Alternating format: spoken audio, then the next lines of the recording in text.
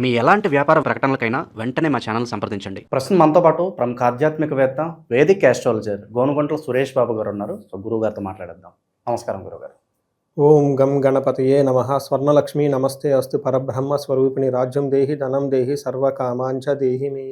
గురుగారు, ఉగాది రాశి ఫలితాలు శ్రీ పరాభవ నామ సంవత్సరం, మరి కన్యా రాశి వాళ్ళకి కొత్త సంవత్సరం ఏ విధంగా ఉండబోతుంది, ఎటువంటి జాగ్రత్తలు తీసుకుంటే బాగుంటుంది? సో మణికంఠ గారు, మీరు అడిగే క్వశ్చన్ చాలా బాగుందండి. ఉగాది పచ్చడితో స్టార్ట్ చేశారు. ముందుగా మనం రాసులకు వెళ్ళే ముందు ఈ యొక్క సంవత్సరం యొక్క మీనింగ్ తెలుసుకుంటే మన టోటల్గా ఓవరాల్ థీమ్ మనకు తెలిసిపోతుంది. ఒక థీమ్, మన మూవీలో థీమ్ మనం చూసుకుంటాము. అదేంటి, ఫిక్షనా లేకుంటే రకరకాలు వస్తున్నాయి కదండి, లేదంటే ఓల్డ్ రాజులకు సంబంధించిన మూవీనా, లేదంటే ఫ్యామిలీ ఓరియంటెడ్ థీమ్ తెలుసుకుంటే మనకి కొంచెం గెస్ పెరుగుతుంది అనమాట. ఫస్ట్ ఈ సంవత్సరానికి యొక్క పేరు శ్రీ పరాభావన సంవత్సరం అని పెట్టారు. పరాభవం అంటే మనందరికీ తెలుసు, ఇది కొంచెం పాత మాట. ఇప్పుడున్న వాడికి లాంగ్వేజ్లో చూసుకుంటే అపజయము, అవమానము, అధికార నాశనం అనుకోవాలి, అధికార పతనం, అహంకారం అని చెప్తూ ఉంటారు. మీనింగ్ అంటే పరా అంటే దూరంగా ఉండటం, అభావం, భావం అంటే ఇన్సెక్యూర్గా ఫీల్ అయిపోవటం. అంటే ఈ సంవత్సరం అంతా జనాలు ఎలా ఉండాలంటే మనకి ఇన్ఫీరియారిటీ కాంప్లెక్స్కి దూరంగా ఉండాలి, అభావానికి దూరంగా ఉండాలి, పిరికితనానికి దూరంగా ఉండాలి అని మనకు చెప్తూ ఉంటారు. మనం ఎప్పుడు అభావంగా ఫీల్ అవుతాము, ఎప్పుడు ఇన్సెక్యూర్గా ఫీల్ అవుతాం, ఎప్పుడైతే మనం గిల్టీ పనులు చేస్తూ ఉంటామో, ధర్మానికి వ్యతిరేకంగా వెళ్తూ ఉంటామో, అప్పుడు మనకు తెలవకుండానే మనకి ఇన్ఫీరియారిటీ పెరుగుతూ ఉంటుంది. ఇన్ కేస్ అలాంటి సిచ్యువేషన్లో మనకు తెలుసో తెలవకుండా ఉంటే అది ఒక స్కామ్ లాగా, లేకుంటే ఒక గిల్టీ లాగా బయటికి ఎక్స్పోజ్ అయిపోతుంది. తద్వారా మనలో ఉన్న అపజయం కలుగుతుంది, అహంకారం పోతుంది, తర్వాత మనం ఏమనుకున్న అవమానం, పతనం స్టార్ట్ అవుతుంది. అందుకని ఈ సంవత్సరంలో చాలా జాగ్రత్తగా ఉండాలి. సో మణికంఠ గారు, ముందుగా కన్యరాశి వారికి అష్టైశ్వర్యాలు కలగాలి, భోగాలు భాగ్యాలు ఉండాలి. వీళ్ళు ఈ సంవత్సరంలో ఒక సంకల్పం తీసుకుంటే 100% ఆ సంకల్పం అవ్వాలి అని చెప్పేసి మనం స్వర్ణలక్ష్మి అమ్మవారిని, గణపతిని ప్రార్థిస్తూ ఈ పరాభావ నవ సంవత్సరం ఎలా ఉందో మనం తెలుసుకుందాం. పరాభావ నవ సంవత్సరంలో కన్యరాశి వారికి ఒక స్టేట్మెంట్ ఒక లైన్లో చెప్పాలంటే సూపర్గా ఉందని చెప్పవచ్చు. ఎందుకు ఏమిటని మనం డీటెయిల్స్ చూసుకుందాం. అట్లానే కొంచెం అక్కడక్కడ చిన్న చిన్న ఛాలెంజెస్, అవి కేర్ తీసుకుంటే సరిపోతుంది. సహజంగా గ్రహస్థితులకు చాలా బాగుంది, బై డిఫాల్ట్ ఇట్స్ గుడ్. అందులో జూన్ తర్వాత ఇంకా బాగుంది. అదేంటో మనం డీటెయిల్ తెలుసుకునే ముందు కన్యరాశిలో ఉన్న నక్షత్రాలు చూసుకుంటే ఉత్తర 2, 3, 4 పాదాలు, హస్త 1, 2, 3, 4 పాదాలు, చిత్త 1, 2 పాదాలు అంతా ఇందులో ఉంటుంది. పేరు బలం కనుక చూసుకుంటే వీళ్ళకి టో, పా, పీ, పు, షం, నా, టా, పే, పో లెటర్స్ అంతా కూడా ఇందులో ఉంటుంది. ఇందులో ఆదాయం 8, వ్యయం 11, రాజ్యపూజ్యం, అవమానం సమానంగా ఉన్నాయి, 3, 3 అంటే తక్కువ రేంజ్లో ఉన్నాయి. అయితే ఇక్కడ ఒక విషయం ఏంటంటే ఆదాయం 8 ఉంటే చాలా ఎక్కువగా వస్తుంది అని దాని అర్థం. ఎందుకంటే 1, 2, 3 సంఖ్యలో ఉంటే తక్కువ ఉంటుంది, 4, 5, 6 ఉంటే ఇంకా ఎక్కువ ఉంటుంది, 8 కంటే ఎక్కువ ఉంటే ఇంకా బాగున్నట్టు. అంటే 8 అంటే వీళ్ళకి ఆదాయం బాగానే వస్తూ ఉంది అన్నట్లు. అయితే వ్యయం కూడా వీళ్ళకి ఎక్కువగా ఉంటుంది, ఎంత ఒక 3% ఎక్కువగా వ్యయం చూపిస్తూ ఉంటుంది. అయితే దీన్ని వీళ్ళు చక్కగా మేనేజ్ చేసుకుంటారు. ఖర్చు పెట్టాలండి, ధనం అనేది ఖర్చు రాకుండా పోదు, ఏదో ఒక విధంగా మనం సంపాదించుకొని అట్ ద ఎండ్ లక్ష్మీదేవి ఎప్పుడు చెంచలం ఉండదు కాబట్టి వెళ్ళిపోతూ ఉంటుంది అమ్మవారు. అయితే మనకు వివేక వైరాగ్యం ఉండాలంటారు ఆది శంకరాచార్యులు.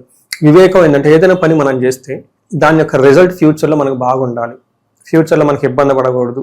అలానే డబ్బును ఖర్చు పెట్టేటప్పుడు ఒక 10 రూపాయలు ఫ్యూచర్లో మనకు మంచి పేరు రావాలి, ఓకే, అమ్మవారు కూడా హ్యాపీగా ఫీల్ అవ్వాలి. వీళ్ళ ఇంటికి ధనం వస్తే చక్కగా మంచి పనులు ఖర్చు పెడుతున్నారు, మళ్ళీ వీళ్ళ ఇంటికి వెళ్తే మళ్ళా దాన్ని చక్కగా నన్ను సద్వినియోగం చేసుకుంటున్న ఒక ఆలోచనతో అమ్మవారి రొటేషన్ తిరుగుతూ ఉంటుందన్నమాట.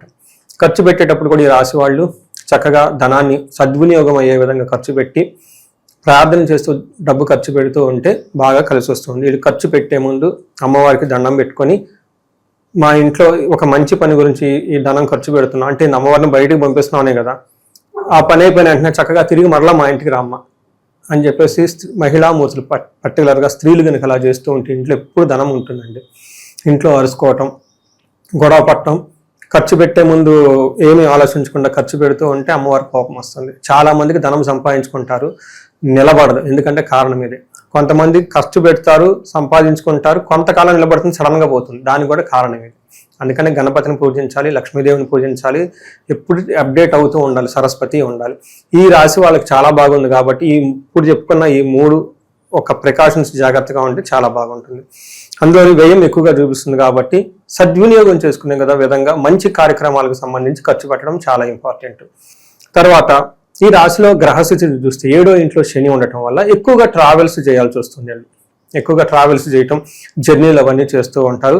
గురుడు 10వ ఇంట్లో 6వ నెల వరకు, అంటే మనకి జూన్ వరకు గోదావరి పుష్కరాల వరకు ఉన్నారు. ఆ తర్వాత 11th లో వెళ్తున్నారు కాబట్టి మారిన తర్వాత గురువు వీళ్ళకి చాలా సపోర్ట్ ఇస్తారు. వీళ్ళకి మ్యారేజెస్ అవుతాయి, వివాహాలు అవుతాయి, అన్ని చక్కగా ఉంటుంది. ఓవరాల్గా బ్రదర్స్ నుంచి సపోర్ట్ వస్తుంది. ఇంట్లో పిల్లలు వృద్ధి జరుగుతూ ఉంటుంది. మ్యారేజ్ అయ్యే అవకాశం చాలా మందికి ఉంటుంది ఈ రాశి వాళ్ళకని గమనించుకోవాలి. రాహు వీళ్ళకి 6వ ఇంట్లో ఉన్నారు. అగైన్ రాహు కూడా చాలా మంచి చేస్తూ ఉన్నారు. రాహు 6వ ఇంట్లో ఉండటం వల్ల ఏమవుతుందంటే ధైర్య బుద్ధి, వీర్య వృద్ధి, రిపునాశనం. ఆ ధైర్య వృద్ధి అంటే కాన్ఫిడెన్స్ లెవెల్ చాలా పెరిగిపోతూ ఉంటుంది. వీర్య వృద్ధి అంటే తేజస్, స్ట్రెంగ్త్ విపరీతంగా పెరిగిపోతూ ఉంటుంది. రిపునాశనం అంటే శత్రువులు ఎవరన్నా ఉంటే వాళ్ళంతే వాళ్ళే కుళ్ళి కుసించి పోతారు. వీళ్ళేం చేయని అవసరం లేదు.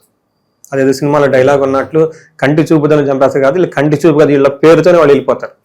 అందుకని చెప్పేసి ఏ ప్రకారంగా చూసుకున్నా చక్కగా ఉంది కాబట్టి మనకి వీళ్ళకి వెరీ ఇంట్రెస్టింగ్ అయిన కన్య రాశి వాళ్ళకి వెరీ ఇంట్రెస్టింగ్ గుర్తుపెట్టుకుని రాశి వాళ్ళు. శత్రువుల ద్వారా మీకు లాభం ఉందంట. చూడండి ఇంకెంత అదృష్టం. శత్రువులకి ఇబ్బంది పడుతుంటే వీళ్ళు ఎంత అదృష్టం అంటే శత్రువులు వీళ్ళకి సపోర్ట్ చేస్తారంట.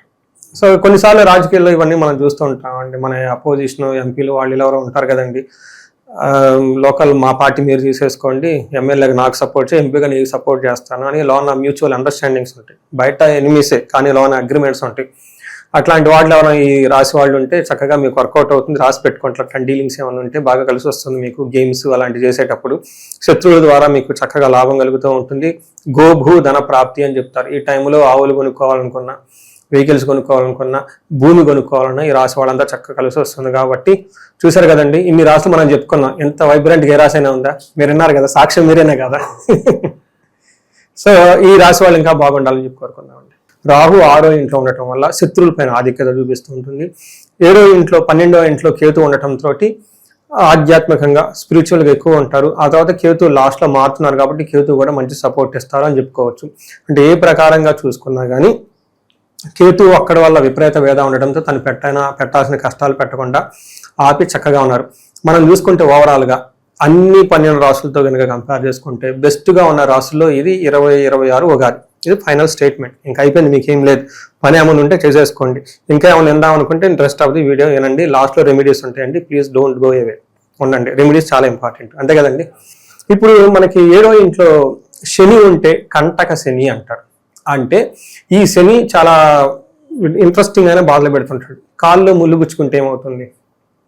చెప్పులో రాయి కంటిలోని నలుసు ఎంత కాదయ్యా అని చెప్పేసి కంటిలో నలుసు పడుతుంది. అదేమైనా పెద్ద బాధ అంటే కాదు. శని ఇలాంటి బాధలు పెడతారు. అంటే పెద్ద పెద్ద బాధలు ఏం పెట్టారు, చిన్న చిన్న ట్రబుల్స్ చేస్తూ ఉంటారు. బేసికల్గా ప్రయాణాలు చేస్తూ ఉంటే అందులో ఆటంకాలు, చికాకులు కలిగిస్తూ ఉంటారు. తర్వాత ఎడ్యుకేషన్కి సంబంధించిన వ్యవహారాలు కొంచెం స్లోగా ఉంటుంది. ఎవరైనా ఎడ్యుకేషన్ ఫీల్డ్లో ఉన్న వాళ్ళు ఉంటే ఫాదర్కి హెల్త్ విషయంలో జాగ్రత్తగా ఉండాలి. ఇది మనకి గురు శని వల్ల పెట్టే మనకి ప్రాబ్లమ్స్ అని చెప్తారు. అర్ధనాశనం, మనస్తాపం, మహాభయం, కొన్నిసార్లు అతిగా భయపడుతూ ఉంటారని మనకి సంస్కృతంలో మహర్షులు చెప్తారనమాట. బట్ ఓవరాల్గా నెక్స్ట్ గురువు వీళ్ళకి వెరీ ఇంట్రెస్టింగ్ అయిన చెప్తూ ఉంటారు. వాళ్ళకి 10వ ప్లేస్లో గురువు ఉన్నారండి. అది లాస్ట్ 6 months నుంచి ఉన్నారు. రేపు వచ్చే జూన్ వరకు కూడా గురువు వీళ్ళకి 10వ స్థానంలో ఉన్నారు. గురువు 10వ స్థానంలో ఉంటే ఏం చెప్తారంటే మనకి పురాణాల్లో ఒక స్టోరీ ఉంటుంది. శివుడికి బ్రహ్మహత్య పాపం చుట్టుకుంటుంది. ఆ బ్రహ్మతల ఆయన చిటికి నెలుకుంటే అది ఊడిపోదు ఎంతకాలం ఉన్నా. ఆ తర్వాత ఆ యొక్క శివుని మా బ్రహ్మ యొక్క పుర్రు అంటారు కదండి, స్కల్, దాంట్లోనే భిక్షం అడుక్కుంటూ ఉంటాడు. అదొక స్టోరీ అనమాట, మనకి పురాణాలలో ఉంటుంది. సో వీళ్ళకి ఇప్పుడు మనం ఏం చెప్తామంటే 10వ స్థానంలో గురువు ఉన్నారండి. శివుడికి కూడాను తన బర్త్ చార్ట్లో 10వ స్థానంలో గురువు ఉన్నప్పుడు ఇలా జరిగింది అని చెప్తారు. జనరల్గా మనకి శివుడి యొక్క డ్యూటీ ఏంటంటే డిస్ట్రక్షన్. ఆయన చేయాల్సిన పని ఆయన చేయాల్సిన పని చేయకుండా దాన్ని వదిలేసి ఈ బ్రహ్మహత్యం పట్టుకొని ఓదాగా తిరుగుతూ ఉంటారు. అందుకని చెప్పేసి అంటే మనకి వీళ్ళకి ఇలా ఉంటుందని కాదండి, మనకు అలా స్టోరీ చెప్పారు. ఏమో అంటే దీన్ని బట్టి వీళ్ళు ఏమో అర్థం చేసుకోవాలంటే ఫస్ట్ 6 months జాబులో కొంచెం వృధాగా పెద్ద ఏమంటారు ఇబ్బందికరంగా ఉండే అవకాశం ఎక్కువగా ఉంటుంది. లేదంటే గ్రోత్ ఉండకుండా ఉంటుంది. లేదంటే జాబ్ నిమిత్తం అటు ఇటు వృధాగా తిరగాల్సిన టైం అయితే ఎక్కువగా ఉంటుందని గమనించుకోవాలి. కానీ 10వ ఇంట్లో గురువు ఉండటం వల్ల టయానికి మంచి ఫుడ్ తింటారు. లైఫ్ అనేది కంఫర్టబుల్గా ఉంటుంది, చక్కగా ఉంటుంది, ఎడ్యుకేషన్లో బాగుంటుంది, గ్రోత్ ఉంటుంది. కొంచెం అప్పులు చేసే అవకాశం ఎక్కువగా ఉంటుంది. హెల్త్ కాంప్లికేషన్స్ కూడా ఉండే అవకాశం ఉంటుంది. మనకి సంస్కృతంలో ఏం చెప్తారంటే ధాన్య నాశో ధనచ్ఛేద వృధా సంచారణం భయం, స్వజనే దోషణం చైవ దశమస్తే యథా గురువు అని చెప్తారు. 10వ స్థానంలో గురువు ఉంటే గనక ధనానికి సంబంధించి ఏదైనా పనులు చేస్తుంటే వాటిలో పెద్ద ఇబ్బంది వచ్చే అవకాశం ఎక్కువగా ఉంటుంది. ధనం కనపడనట్లు వృధా సంచారణం భయం, భయంతో వృధాగా తిరుగుతూ ఉంటారనేది మెయిన్. అందులో ఈ స్టేట్మెంట్ని పట్టుకొని మనకు ఆ పురాణంలో యొక్క శివుని యొక్క స్టోరీ తీసుకొచ్చి మనకి ఇక్కడ పెట్టారు మన పెద్దవాళ్ళు. అందుకని ఏదో ఒక వృధాగా భయపడుతూ తిరిగే అవకాశం ఎక్కువగా ఉంటుంది. బట్ ఇది కూడా ఎక్కువ కాలం కాదు, జూన్ వరకు ఉండే అవకాశం ఎక్కువగా ఉంటుంది, గమనించుకోవాలి. ఆ తర్వాత ఎనివే గురువు మారుతారు కాబట్టి మారిన గురువు వీళ్ళకి చక్కగా మంచి చేస్తుంటారు. ఎలాంటి మంచి చేస్తుంటారంటే యశో వృద్ధి బలం తేజం సర్వత్ర విజయం సుఖం, అంటే ప్రతి చోట విజయవంతంగా ఉంటారు, సుఖప్రదంగా ఉంటారు, యశస్సు బాగా కీర్తి ప్రదర్శనలు పెరుగుతూ ఉంటాయి. శత్రునాశ మంత్రసిద్ధి అని చెప్తారు. ఈ టైంలో శత్రులు అనేవాళ్ళు వీళ్ళకొండరు. ఆ టైంలో వీళ్ళు గోపురాలు తిరిగినా గుళ్ళు తిరిగినా ఏదైనా కనుక కొంతమంది మంత్ర చాంటింగ్స్ అవన్నీ చేస్తూ ఉంటాయి. గాయత్రి మంత్రాలు, గురువుల నుంచి వచ్చిన మంత్రాలు చాలా మంది చేస్తూ ఉంటారు. చాలా మంది మేము శ్రీదేవి ఉపాసకులమండి, లేదంటే లలిత సహస్రనామం చదువుతూ ఉన్నామని చాలా మంది ఫోన్లు చేస్తుంటారు. అయినా మాకు బాధలు ఉన్నాయని చెప్తూ ఉంటారు. సో వాళ్ళు దానికి వేరే విధానం ఉంటుంది, మంత్రం ఎందుకు చేయలేదు. బట్ ఇక్కడ ఏంటంటే ఈ టైంలో ఈ రాశి వాళ్ళకి అలా గనక ఏదైనా గనక చేసుకుంటే మంత్ర ఉపదేశం లాంటివి లేదంటే హైయర్ ఎడ్యుకేషన్ గురించి చక్కగా కలిసి వస్తుంది. ఆ మంత్రాలు ఇలా పనిచేస్తాయి అనేది ఒక మనకి శాస్త్రంలో చెప్పబడింది. ఈ రాశిలో నక్షత్రాల వాళ్ళ పరిస్థితి గురుగారు, వాళ్ళకి సంవత్సరాలు ఎలా ఉండబోతుంది? నక్షత్రాల వయసు కూడా చాలా బాగుంది. ఉత్తర ఫాల్గుని, హస్త చిత్త ఫేవరెట్ నక్షత్రాలు మొత్తం ఇందులోనే ఉంటుంది. ఉత్తర ఫాల్గుని వాళ్ళకి రాజసమాన సౌఖ్యము, ఇంకేముందండి రాజసమాన సౌఖ్యం అంటే they treated as a king everywhere. తర్వాత ధనలాభము, భూలాభము, తర్వాత నిరోగము, హెల్త్ అనేది చాలా చక్కగా స్ట్రాంగ్గా ఉంటుంది. ఒక విషయంలో శని వాళ్ళు వీళ్ళు భయపడుతూ ఉంటారు. మొదట్లో చెప్పుకున్నాము, ఆ శనికి సంబంధించి ఆన్సర్లు చేసుకుంటే బాగుంటుంది. హస్త వాళ్ళకి అగైన్ రాజసమాన సౌఖ్యము, ధనలాభము, హెల్త్ బాగుంటుంది, భూలాభము, ధనలాభం అన్ని లాభాలు చూపిస్తుంది. ఒక ఛాలెంజ్ వీళ్ళు కూడాను సూర్య శని యొక్క ప్రభావం చేత కొంచెం భయపడే పరిస్థితులు వచ్చే అవకాశం ఉంటుంది. చిత్త వాళ్ళకి రాజసమాన సౌఖ్యము, సంపదలు, ధనలాభము, సుఖము, హెల్త్ అంతా బాగుంటుంది. అయితే వీళ్ళు భయపడుతూ ఉండే అవకాశం ఎక్కువగా ఉంటుంది. ఆగస్టు వరకు వీళ్ళు కొంచెం అనుకున్న పనులు చరక్క ఆగిపోయే అవకాశం ఎక్కువగా ఉంటుంది. అని మరణ తుల్యం అంటారు. డోంట్ మిస్టేక్ అండి, మరణం అలా భయపడొద్దు, ఆ సినిమాలో డైలాగ్ లాగా కాదు. ఇక్కడ మరణం అంటే ఆగిపోతుంది దాని మీనింగ్ అండి. మరణ తుల్యం అంటారు, అంటే ఏదైనా కనుక పని చేస్తే అలా ఆగిపోయే అవకాశం ఎక్కువగా ఉంటుంది, కంటిన్యూటీ లేకుండా ఆగుతూ ఉంటుందని దాని మీనింగ్ అని గమనించుకోవాలి. సో ఈ ప్రకారంగా చూసుకుంటే ఈ రాశి వాళ్ళకి సూపర్గా ఉందని మనం చెప్పుకోవచ్చు. చాలా వరకు మంచి ఫలితాలు ఉన్నప్పటికీ పలానా విషయంలో జాగ్రత్తగా లేకపోతే ఇబ్బందుల్లో పడతారంటే ఏం చెప్తారు వీళ్ళకి? ఒకటి, ట్రావెలింగ్ వృధాగా తిరగొద్దండి, అది అనవసరమైన వేస్ట్, వాళ్ళకి టైం వేస్ట్, అంతా వేస్ట్. రెండోది, చిన్న చిన్న విషయాలకి భయపడకూడదు, వాళ్ళకి భయం ఉంటుంది, అది భయపడే సిచ్యువేషన్స్ ఉంటుంది. శని వల్ల, శని 7వ స్థానంలో ఉండటం కంటక శని అంటారు. కంటకం అంటే ముళ్ళు. ఇప్పుడు కాళ్ళలో ముళ్ళు గుచ్చుకుంటే ఏమవుతుంది, అది పెద్ద ప్రాబ్లం అంటే కాదు, అది సిల్లీ మ్యాటర్. ముళ్ళు తీసేస్తే నడుచుకుంటూ పోవచ్చు వెంటనే. బట్ గుచ్చుకున్నప్పుడు ఎలా ఉంటుంది ఫీలింగ్, టెన్షన్, భయపడిపోతాం అనమాట. అలాంటి సిచ్యువేషన్స్ ఉండే అవకాశం ఎక్కువగా ఉంటుంది. కాబట్టి తాటాకు చెప్పులకి భయపడకూడదు, చిన్న చిన్న ఏమైనా ఉంటే కంగారు పడకూడదు. అంటే లైఫ్లో ఇంకా మాత్రం లేకుండా ఇంకా ఎలా ఉంటుంది, అవును కదా. సో పరిహారాలు చూసుకుంటే శనికి సంపూర్ణ శాంతి పూజలు చేయించుకోవడం చాలా చాలా ముఖ్యం. ఈ రాశి వాళ్ళకి విపరీతంగా ధనం రావడానికి స్వర్ణలక్ష్మి విశేష హోమం అని ఉంటుంది, అది చేసుకుంటే చక్కగా ధన ప్రవాహం మల్టీ సోర్సెస్ ఆఫ్ ఇన్కమ్ వస్తుంది.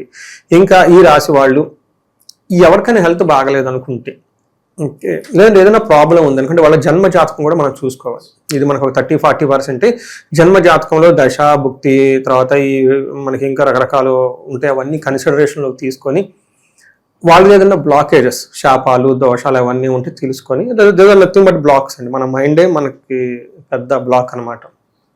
అవి చూసుకొని వాటికి సంబంధించిన శాంతులు ఏమైనా చేసుకుంటే 10 రెట్లు జీవితంలో ముందుకెళ్ళే అవకాశం ఈ కన్యరాశి వాళ్ళకి 2026 ఉగాది నుంచి పరాభానామ సంవత్సరంలో ఇవ్వచ్చు. సో ఈ టయాన్ని బెస్ట్గా యూటిలైజ్ చేసుకోవాలని చెప్పేసి మనం వాళ్ళని కోరుకుందాము. అంతేకాక హ్యాపీగా ఉండాలి, సుఖంగా ఉండాలి మనం కోరుకుందాము. చాలా మంచి విశ్లేషణ అందించారు, ధన్యవాదాలు. ధన్యవాదాలండి.